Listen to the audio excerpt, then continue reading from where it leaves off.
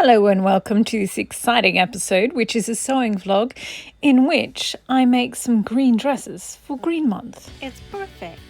Perfect, perfect, perfect. Perfect jacket. So the first layer cake dress that I made was this one here.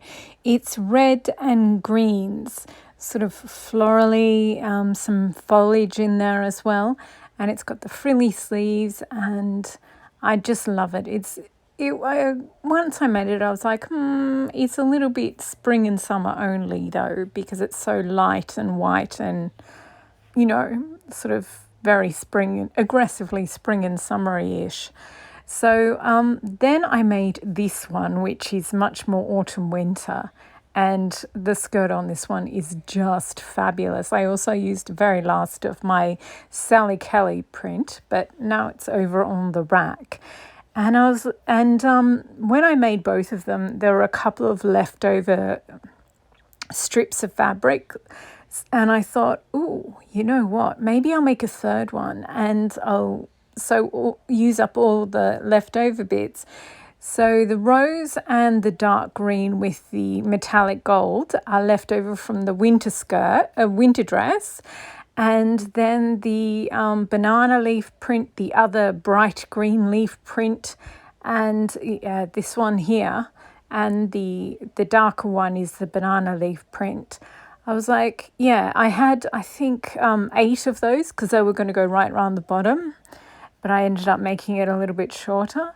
So, I've used those strips there, rose and 2 of the leaf ones in the first tier. And then these were some leftover offcuts. At this point, I was thinking I'd do the lining for the bodice in black, but I later changed it because the banana print is a white base and it just would have looked wrong having black on the back. So I ended up using a white with these really, really small beige flowers on them. So these are the leftover strips. After I did the top tier of the skirt, the second tier of the skirt and the third tier of the skirt, I had tiny bits, like 1 strip of rose, 1 strip of banana, 1 strip of other leaf, and I made sewed them all together to make the bodice and the sleeves. So that's what they are. And then I also thought that I would add 2 original fabrics. So I had 2 yards of the green with daisy and like 1.5 of that other one with pink and orange and green. And I thought I would add them. I don't end up doing it, but I did all the work. I cut them into 16 bits and sewed it all together and made a big loop out of it, ready to pleat it down. But I don't think I'll be using it. So the sleeves are done at this point. I still have to cut out the bodices and I'm definitely changing the lining for the bodice. And this is the 4th tier. The second tier of the skirt, but it has 4 lengths along it. So it's really long. And you can see. So first of all, I do them with French seam. So first you have to sew the wrong sides together, then you turn the whole thing inside out and you carefully sew the right seams together. Oh, and this is me showing that if you watch my Make 9 video, one of my goals this year is to use up all the little bits of thread that I have and use up all the half spools before I start break any new ones open. And I've pretty much used up all my Gutterman machine sewing threads. And so I'm very proud of myself there. But these are the sleeves. I'm not sure. Yeah, so this is the dress and it is darling. I also like how much shorter than the other 2. So now I'm thinking I won't put on those bottom layers that were going to make it. The last layer was going to be really, really wide. So it was going to look almost like a ruffle. It was going to be so wide. But I think I like it like this. It's absolutely darling. I wasn't sure about the green, the sort of higher waist or the torso. But now I like it. And I mean, they were the only bits left anyway. So there wasn't really much of a choice. So, I think I'm going to keep it at this length. And but now I'm just wondering whether I should do the sleeves or not because I don't know, it looks cute without sleeves. It looks very vintage. So then I decided to put the vintage net petticoat underneath it. Everything looks better with a vintage petticoat underneath, I swear. And I've pinned on one of the sleeves. Sorry about my voice. I had to go and have a coughing fit. But yeah, I can't, sleeves or no sleeves, what do you think? It would, like, if it had no sleeves, then it's easier to wear a long sleeve t-shirt underneath it and a jacket over it. So it'd be better for autumn and winter. But I mean, if it's got sleeves, then you can still wear something like a long sleeve t-shirt underneath it. It's fine. So, and they do look cute, and I have made them. So maybe I'll put them on and just sort of one layer of stitching and see what they look like. And then, yeah, because I did bother to make them, so I think I will do it. And I wasn't sure whether I'd have the rose showing or the double leaf, because the sleeve can go either way. But I think I'll do it with the rose showing. I like the symmetry of having the rose on the torso and the skirt and the bottom of the skirt and the sleeves. I think that's very cute. So now I am going to go and sew the sleeves onto this one, and then the bottom tier I am going to sew it onto the spring summer one, and I am going to use more of that white with tiny beige flowers to do the lining of this one, and then I will be back. Okay, I have sewn on the sleeves, and this summer one is looking absolutely adorable. I also added the bottom frill to the bottom ruffle layer to the other summer one. And I also made this adorable one. It's the Butterick 6677, but the original pattern. So if you see my citrus dress, it's that, but without sleeves. So the fabric may seem familiar. It's because this red fabric, red flowers, comes in a different colorway, this green one. And there was only the smallest amount of both of them. I think there was yard and a half of each. And I mean, you can't really I thought maybe I'd make shirts with them, but I ended up making a small dress and the layer cake. Anyway, before I show them to you, I still have to do the hand stitching on them. And I really need to clean this area. So this is me clearing it out a little bit and putting them into piles, because I figured out I need at least 3 or 4 bits of fabric each month. So, and there's a colour theme each month. So here we go. We've got the blue month, that's the teal and brown month, and the other one was the olive and khaki green month. I also have a rainbow month next month, so I've got one rainbow fabric. So yeah, I think I'll and there's a pastel one, and this one is purple and yellow. So I've sorted them all out, and there's the Halloween ones. So these are the ones I'm going to use each month, and the rest are just I'm just not really sure what to do. My aim, if you didn't see my make nine, my aim is to use up all of my fabric stash this year. So there's just so much though. I've also got one Christmas one left. So yeah, anyway, so those are utilitarian, the top ones. They will be used this year in monthly allotments. And then the rest, I've decided that I'm going to put the plain fabrics down one end. That might be less jarring and look more organised. And then have the printed fabrics in the other half, perhaps. So here we go. I think this does look better, mostly because it's just neater. But I also think the plain coloured ones together look good. I'm thinking next month is rainbow month, so I might do layer cake dresses just with plain fabrics. I think that might be cool. So then I dumped out all my green scraps and meaning to make a patchwork dress, but I also had all these leftover bands of fabric or strips of fabric. These are from the ruffle dresses and these are from the Milan Fashion Week one that I just made. So I unpicked them and made them into strips and then sewed all the strips together. And then if you just sort of cut them into rows, it makes square patchworks.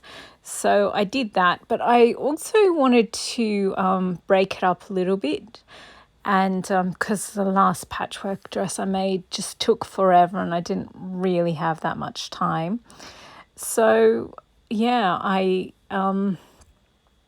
did it 2 rows of patchwork, then a row of a strip of green with rows of vine roses on it. And yeah, it did take forever. I was so over it at about halfway through. I was like, oh yeah, this is fun. And then yeah, just towards the end, because I think it's a mistake to do the skirt first, because yeah, the skirts are so huge, and I mean they look awesome, but they are huge. So yeah, I finished, but that bodice and the sleeves, oh my gosh, I was so just phoning it in towards the end. So here she is. It is a delightful dress. Only one of the sleeves is, I've pinned the hem up on the right hand sleeved, so your left. So I like the shorter sleeve. It does make the torso look longer, and the legs, because I tie my ties a little bit higher, it makes your legs look so much longer. So no, I'm not some supermodel giant. I just have very small shoulders, and relative to that, I look like I have long legs. But yeah, and also, as I said, if you do big, puffy, long sleeves, it sort of swamps your torso a little and makes you look like a bigger mass. So yeah, short sleeves. I know a lot of people are very self-conscious about their upper arms, but other people are thinking about themselves, not your upper arms. Just wear what you want, I say. Yeah, so as you can see, the back, I just used 2 scraps. If you can see, there's a seam line down the middle. I do not like a back center seam, but I had these 2 scraps and they just made half a bodice each perfectly. And it also meant that I had to do less patchwork. There's still a few threads that need to be cut off, which I just showed you. So yeah, overall, I'm really happy with it. And I think this is a good way of using up scraps of fabric, but not making an entire patchwork dress, which just takes forever. So I used 2 yards of the green with the wild rose vine on it, and then maybe another 3-4 yards of scraps, because you have to cut off the uneven bits. But yeah, I think it was pretty good use of fabric, not the best use of time. I think if you think patchworking is a great idea, I think you need to really think about how much those scraps are worth and how much your time is worth. I do think it's nice to make 1 or 2 patchwork dresses, but I've been saving a lot of scraps, and I don't know, I think it's nice to have a couple, but I'm not sure I need a whole collection of patchwork dresses. So I'm rethinking whether I'll use them. I think I'll go through the scraps and just save some of the fabrics are absolutely gorgeous. So I might use them and not some other ones. Anyway, it is time for me to put aside the layer cake dresses and make some jackets. So I will go do that now. Okay, I finished the wearable mock-up for the Vogue 1830. That turned out fine, really enthusiastic. But next I'm making 3 vintage Chanel style jackets. But before I do that, the Oscars have just come and gone. And a lot of people are making videos about what dress they would wear, YouTubers. So yeah, I'm a writer. So if I ever went to the Oscars, I wouldn't. But, writers only go if they're nominated. So I would wear the red typewriter dress from Mary Catrantu. And yeah, if that wasn't available, I would wear the pencil one with embellishment my Lesage, which just means that all those yellow pencils were hand stitched on by the finest embroiderists in the world in Paris. And yeah, or otherwise I would just wear something from a Paris fashion house, preferably vintage. That's Chanel, Lacroix, and Dior, and these ones are all Dior. Yeah, I probably wouldn't make something myself because I like that you can just wear something fabulous, then give it back and not have to find space in your wardrobe for a dress you only wore once. I've changed my mind. This vintage Vogue dress, it is sublime, and I would make the over bodice a bunch of different ones, and that way you could just wear essentially the same dress over and over, but it would look different each time. That would be cool, and that way you wouldn't be stuck with something that you never wear again. Anyway, I'm off to make some vintage Chanel style jackets. Well, I did cut out the 1960s look tweed, yeah, as a vintage style Chanel jacket.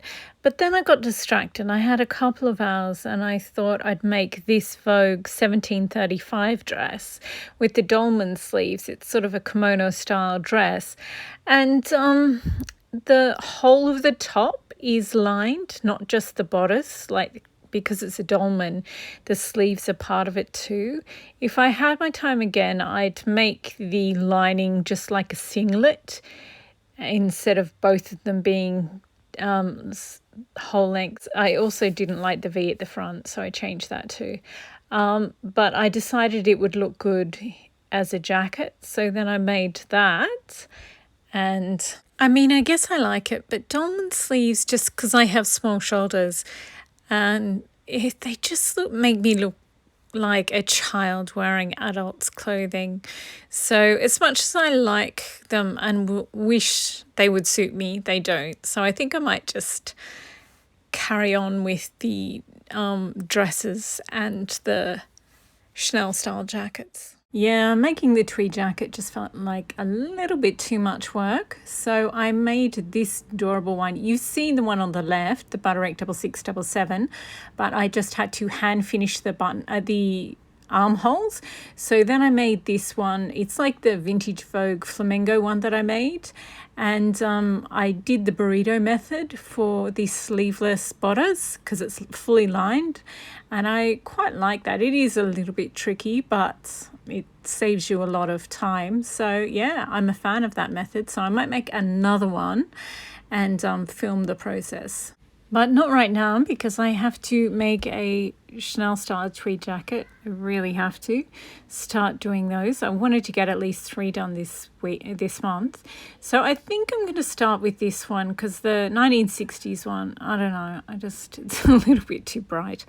But I can't decide whether to do the cream lines horizontal or vertical because I really love the having the fluoro lines vertical. But I don't know, I feel like the cream lines in this particular tweed are a little too prominent because they're right next to black. Anyway, I'm procrastinating in a constructive way. I have cut out all the structural layer, all the pieces for that. So you can see why I'm a little over fluoro content at the moment.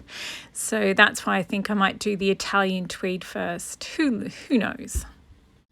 But I am quite proud of myself for finally figuring out the burrito method for sewing together the tops. You basically sew the neckline, then the sleeves, then the sides, but you sort of have to squish everything up as you do the armholes. There's like a million videos, and I'll make another dress where I show you exactly how it's done step by step. I really do love this vintage Vogue look one. I was going to do the vine roses the other way, so they would be vertical rather than horizontal, because they're horizontal in my patchwork one. But I like it so much this way. I only have enough of this fabric for one more dress, so I think I'm just going to make a standard ruby dress like the original red ruby dress. So then I went away for a while and made another Chanel style tweed jacket out of this. It's this really bulky wool, and it was such a challenge to make it look like it was just a regular one, not a big bulky one. Anyway, and while I was doing that, Jeremy Scott announced that he's leaving Moschino, which is, he's been there for a decade and he totally revitalized the brand and brought it back to its origins and sort of really messed with and embraced all the house's signatures, and it was so fabulous. He's American and the brand was Italian, and in his last interview backstage of his last show there, he spoke French, so everyone's kind of wondering, he hasn't spoken French before in interviews, so everyone's kind of wondering where he's going next. And there are a lot of similarities between this Italian brand and Chanel, and the way Karl Lagerfeld revitalized Chanel. So yeah, there's a lot of talk about whether it'll be that. But yeah, his work was just amazing. So I thought I'd throw up a few photos to celebrate his creativity over the decade at that brand. I really love this green suit with the hamburger handbag. So cute. These are more of the leather jacket handbags that he did. They were so cool. That's why I think he'd be a really good fit, or a lot of people think he'd be a really good fit with Chanel, because Chanel is basically, they just sell perfumes, makeup and accessories. And he's really, really good with fun pop cultural references and accessories. He also knows how to pick a fun, simple, really good theme for a show and throw a really amazing catwalk. So yeah, which is kind of what Karl Lagerfeld was known for in the end. So yeah, anyway, it is time for me to get out all the dresses that I made this episode and show you them. But I won't be including this vintage one because it is going in a different video with another vintage dress that I'm yet to make.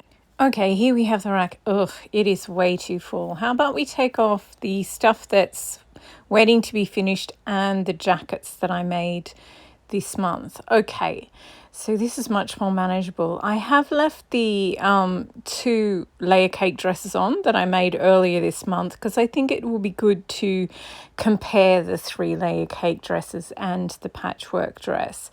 I also think I want to compare this one with the other one that has Paradiso fabric in it. So yeah, I might do that in this episode. The patchwork one, damn, I haven't done the lining for that. I'll have to go and do that. And also the kimono one, I haven't hemmed the cuffs of those sleeves yet. On the picture, the sleeves are so much shorter. I think it's because I just have small shoulders. Anyway, I've still got these 2. This is the 1952 vintage Vogue one, and I have to do lining for that. I might leave that until next month because I've got some other dresses, half-finished dresses, and I want, because it's rainbow month, I want a rainbow of dresses. So yeah, I'll either put that in the vintage dress episode at the end of the month or in that one next month, the sewing vlog of finishing rainbow dresses. But for now, I am going to make a lining for the patchwork dress and hem the cuffs of the kimono dress. Okay, done and done. It is now time to play dress ups with the mannequins. Yay, finally. I feel like I've done so much work for this vlog. Anyway, here is the Milan Fashion Week dress from the side. This is it from the back. And this is it from the front. It is so cute. I particularly like it with this sash. I think it's really nice. I think the sleeves are a bit long. I might ruche the bottoms of them up a little, I think, just to make it, so you can actually see the waist. So here they are, the first three layer cake dresses. The one in the middle is the absolute first one. Then the dark one on the right is the second one. And then the Milan one is the one with the roses. Well, 2 of them have roses, but you know what I mean. And yeah, I'm so happy with them. And they're all so different. I don't think I have a favourite. I think they're just sort of for different situations. I do like the kick in the skirt of the long dark one, this one here with the three, and I love how the sleeves have those three panels. Absolutely love that. So I will get out the other Paradiso one so we can see those two together. And yeah, I think that one in the back is particularly summery. So I'll get out the other three summer ones. Oh, so these are the two where I used Paradiso. So I only had 2 yards of the Paradiso fabric. And I think, given it was such a tiny amount, I think both of these dresses just have really good impact. This is the layer cake dress. So I used it on the front. I used a plain green with gold on the back. And this is the Shakespeare dress, or the Midsummer Night's Dream dress. And yeah, so I used it on all of the front and on the sleeves, and I made the sash out of it for that one. So they're very different, but I can see why some people think they look pretty much the same. They don't. But yeah, I think the triple sleeves of the right one sort of made them even more different. But they also have 2 different size bodices. I did cut this bodice in 3 sizes. So there's a cropped, a mid, and a standard size one. And this one here is a standard size one. So you can see the sash is sort of tied, and the bottom of the bodice goes below us. Whereas this one, I think it was a mid one, and the sash sort of goes on it. And then the Milan one, you can see, has the cropped bodice. It looks, when you're wearing a vintage petticoat, this cropped one looks the best. It looks the most vintage. So yeah, and it's just cute. Anyway, so now we'll put the 3 summer ones up. Oh, I'm just wanting you to admire my beautiful bow that I tied with the citrus sash. Anyway, we've got, from the right, we've got the kimono one. The middle one is the Butterick 6677, and then on the left is the patchwork one. And I tied some ties on them. The kimono comes with its own sash. You're actually supposed to do sew them into it so that you don't see the sash at the front. You just tie it at the back, but I prefer a separate sash. That way I can wear it baggy most of the time, but when I go out I can just add a sash to it. And yeah, so here it is, close up. I didn't like it once I first did it, but I like the kimono one now. I'll probably wear it over like a t-shirt and yoga pants, just because, you know, like an extra layer before I put on a hoodie or something during, if it's cold. It's not really a summer dress because both of those layers are quite long, and then lining is also long. Anyway, this is the opposite. It's a cute little summer dress and I absolutely adore it. I want to make like a zillion more. I actually bought this fabric and I thought all I could make with it was a shirt, but yeah, I'm really happy with the summer dress. And again, you can just wear trousers and a top underneath it as well if it's a little colder. So, and this is the patchwork dress. I'm so glad that I did just the plain fabric on the back. It makes it much easier to figure out which is the front and which is the back. So yeah, and I absolutely hated that. The minute I finished it, I was like, that's it. I'm not doing another one ever. But now that I've, you know, the pain of doing all that patchworking has, you know, dissipated somewhat, yeah, I really like it. And the idea that you can just use 2 yards of fabric and a bunch of patches and make this really nice long dress, you know, dress is adorable. I'm definitely going to make more. Oh, and I wasn't planning on finishing some of the other dresses, but this orange dress matches the tweed jacket I just made so perfectly that now I feel like I have to rush off and yeah, push myself to finish some of those other half done ones. But anyway, that is absolutely all I am doing for this video because I feel like I've well and truly done enough.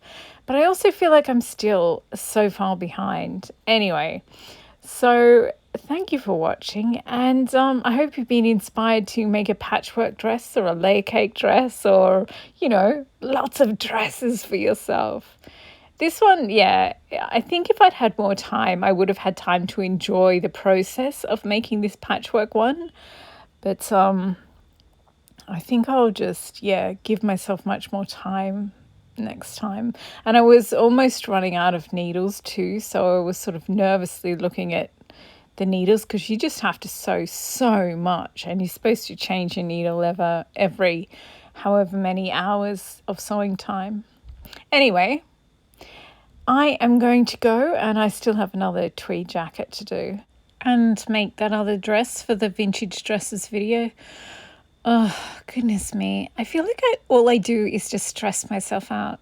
Anyway, thank you again for watching. And that little dress is so cute. I can't decide which one I like more out of the patchwork and the little summer dress. They're so cute. I like them both better than the kimono, but the kimono is growing on me. Anyway, bye.